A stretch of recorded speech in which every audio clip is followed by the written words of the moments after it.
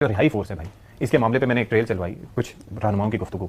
اس میں کیا ہو رہا ہے؟ بیرسٹر گوہر اس کے حق میں نہیں ہے، بیرسٹر گوہر میں کلیئر کرتا ہوں، اس کو چھوڑیں آپ کہ رہائی فورس ہر صورت بنے گی، ٹھیک ہے، پہلی بات انرولمنٹ کا طریقہ کیا ہے اس کا؟ وہ اس لیے بنے گی کہ اسٹریٹ موومنٹ کے تناظر میں ہی رہائی فورس کا اعلان ہوا ہے، اچھا، اور اسٹریٹ موومنٹ کی جو ذمہ داری ہے وہ عمران خان صاحب کی ہی، عمران خان صاحب نے سہیل افریدی صاحب کی ذمہ داری لگائی، انہوں نے کہا تھا رہائی فورس بنانا، نہیں جی اسٹریٹ موومنٹ کی بات کر رہا ہوں، اسٹریٹ موومنٹ جس طریقے سے سہیل افریدی صاحب نے لیڈ کیا سندھ، پنجاب اور خیبر پختونخوا میں آپ نے دیکھا ہوگا جس قسم کی میس موبلائزیشن ہوئی، تو اسٹریٹ موومنٹ کے تناظر میں سہیل صاحب یہ سمجھتے ہیں کہ رہائی فورس عمران خان صاحب کی رہائی میں ایک مثبت رول پلے کر سکتی ہے، ایک اہم رول پلے کر سکتی ہے، تو انہوں نے اعلان کر دیا۔ اب نام کا ایشو ہے تو پولیٹیکل کمیٹی 2 میٹنگز ہو چکی ہیں، نہیں نام کو چھوڑیں، یہ کرے گی کیا؟ سڑکوں پہ احتجاج کرے گی، جیل کے باہر جا کے دروازہ پہ جائے گی، کرے گی؟ ہم کوئی غیر آئینی غیر قانونی کام نہیں کریں گے، یہ پرامن رہے گی۔ یہ جو فورس ہوگی، جو بھی عمران خان صاحب کی رہائی کے بارے میں جو بھی لائے عمل دیا جائے، چاہے احتجاج ہو، چاہے مذمت ہو، چاہے روڈوں پہ آنا ہوا، تو یہ فورس اسے صف اول میں ہوگی۔ ٹھیک ہے، اختیار علی خان صاحب، مطلب میں نے شروع میں ابتدائی میں آپ نے سنو گی گفتگو، آپ کو کلیئرٹی ہے؟ انہوں نے کہا کہ چونکہ اسٹریٹ موومنٹ کی ذمہ داری سہیل آفریدی کے پاس تھی، اس لیے وجہ طور پہ انہوں نے اعلان کیا سپریم کورٹ کے باہر، اور شاید یہ وجہ کسی کو پتہ نہیں۔ سب سے پہلے تو یہ میرے خیال میں کوئی بھی فورس، کوئی بھی اسٹریٹ موومنٹ، کوئی بھی تحریک چلانا، یہ ایسا ہی ہے کہ آپ نے اپوزیشن لیڈر کو،